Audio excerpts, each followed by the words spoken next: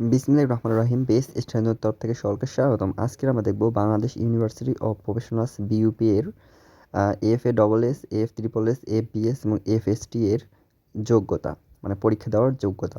তো এফএ-এস এর হচ্ছে সায়েন্স থেকে এসএসসি এবং এইচএসসি মিলে লাগবে 9.00, হিউম্যানিটিস যেটা আর্টস সেটা লাগবে হচ্ছে 8.00 এবং বিজনেস স্টাডির লাগবে হচ্ছে 8.50। এটা হচ্ছে এফএ-এস ইউনিটের জন্য।